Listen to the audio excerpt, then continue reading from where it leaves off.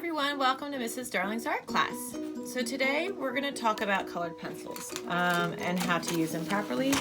As you can see here, I'm using the Prismacolor Scholar colored pencils. And these are ones that my students got in their art kit for online learning. So today, let's discuss how we can use colored pencils. So you're going to need, an eraser. It can be a little handheld one. I have this one, and I also have this one. But I just want to give you some quick tips on how you might be able to use these. And I want you guys to have fun and practice. Again, just like everything else, if you practice, you will get better. So let's take a look. So we're going to first talk about pressure, okay? So I'm going to write pressure here. This is in my sketchbook. I always think that practicing in your sketchbook is really important. So if we do pressure, you don't always have to draw as hard as you can. So I'm just going to go back and forth, and I'm literally, so you see how I'm holding it? I'm holding it very lightly. And see how light that is? And I'm just going over it. Okay, so pressure, so to give you, and I want you to try so this is going to be light, okay, and then we have medium. So this is just me using pressure. I'm not going over the line. So this is medium, okay, and then we got heavy. So look at the difference between light, medium. Here's heavy.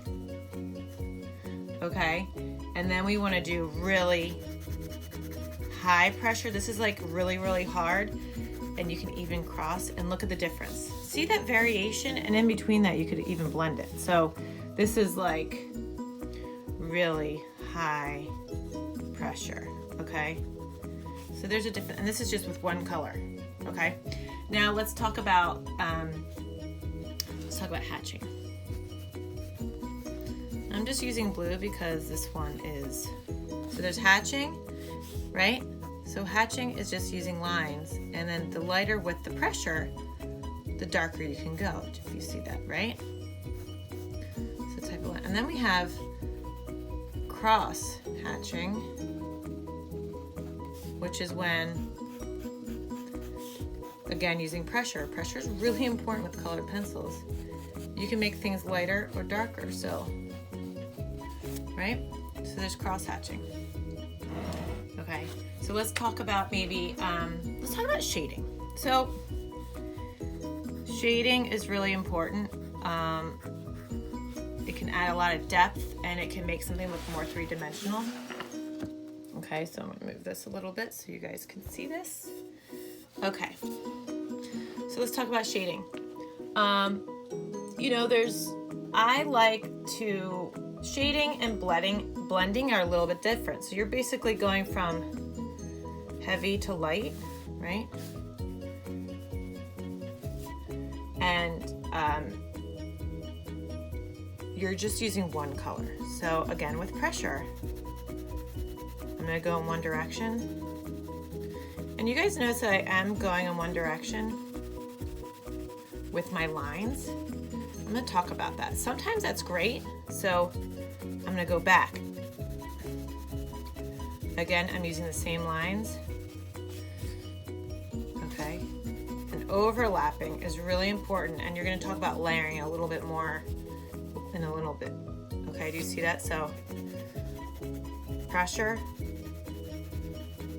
So you're going from heavy to light, and you kind of want to make that blend a little bit. Okay, so see that, right? And then we have stippling. So we're gonna first, before we do that, let's talk about layering.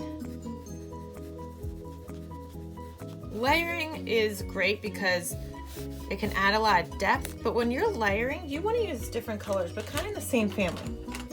So what I have here is I got a light blue, I got a darker blue, and a violet. So let me show you. What I like to do is I always like to make marks so I can see. Okay. So if I want to add some depth, you always start light, always, right? So let's try these colors. And I'm actually gonna go, you see how I went in a different direction?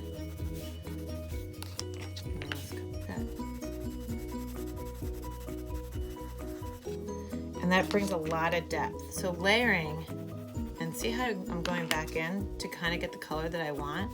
Let's say I really want to do some. See how much depth that brings? Let's take a look at another. And I always recommend, if you notice, I'm using, always start with the lightest color first. So here's yellow. It's probably hard to see on here. See how I'm going in different directions? So let's try orange.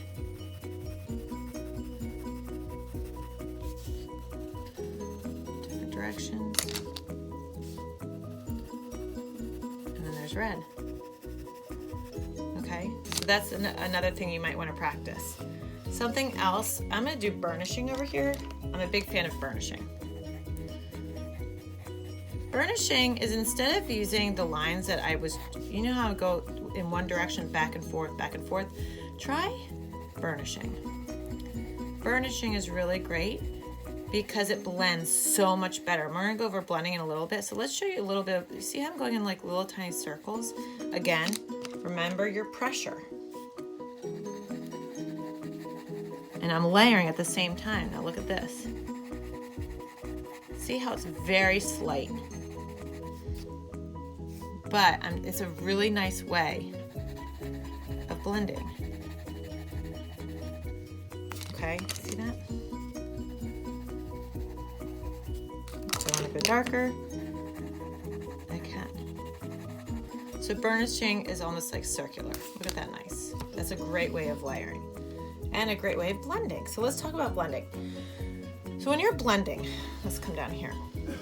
It is super, I'm gonna use the different colors. I'm gonna use my greens and I'm gonna add some yellow because that's gonna bring some depth. So let's say I wanna go from yellow to green to dark green. Okay. So what I recommend, let me get my sharpener. I'm going to sharpen.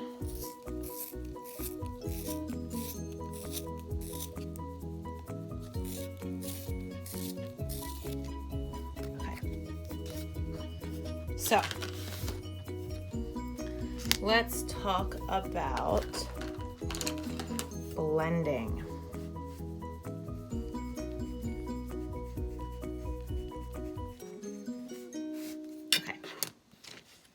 So blending, when you want to blend, and this is, let's say you're doing like an apple or fruit or really anything, you want to pick out your color family, okay? And this is what I picked out. You always start with the lightest color. So here, I'm gonna use my yellow. Okay, but I want to go from light to dark, but we're blending it all to make it look seamless. So what I'm doing is I'm gonna use my yellow for the whole, and if you see, I'm using burnishing and I'm using back and forth lines, combination. So when I want to do that, I'm going to start here. Again, worry about pressure is so important because see how light I'm going here, but it's blending really nicely.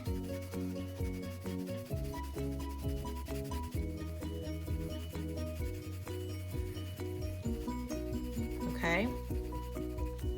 Now, sometimes what I do is I take the lightest color again and I go back in to really blend it. Okay.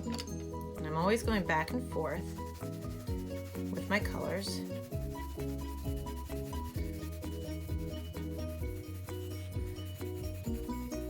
Okay, let's try the dark green now. Now, especially with these dark colors, you want to overlap here. You see how I'm overlapping into that green that I just used? And I'm using different marks and I'm doing it lightly first, okay? And then you can get darker. As you can see, I'm getting a little bit darker. But again, if I really want to blend it nicely, I'm just using colored pencils. I'm not using my fingers. I mean, I guess you could, but I don't think it works very well. And I'm using that color before to help blend them. As you can see, I'm going from yellow to dark green, but I overlapped in between with the color before. Another thing that I wanted to talk about quickly is stippling. That's another way of adding texture. Okay, so again, stippling can be really fun. It does take some time, so you need to be patient. So I'll use blue again. I'm not jamming it. I'm not even picking up, if you see, I'm keeping my hand down and I'm just kind of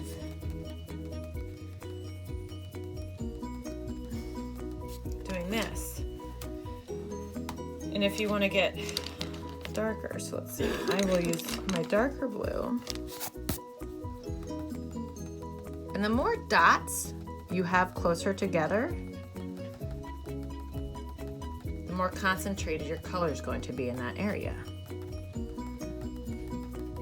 And I just think it brings a whole nother layer and interesting look.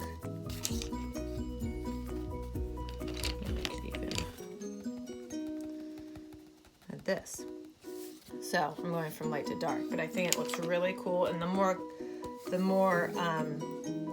colors you add, the better. Now watch this. So if you want to do it with another color for blending colors, so let's say I do a yellow and I'm like, you know what, I want to add green to it.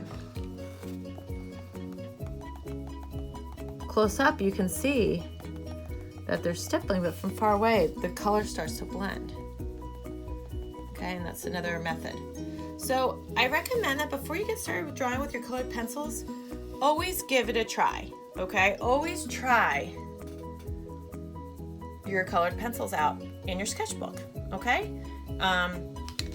So I hope you guys found this helpful. Practice, practice, practice, and I'll see you next time. Bye.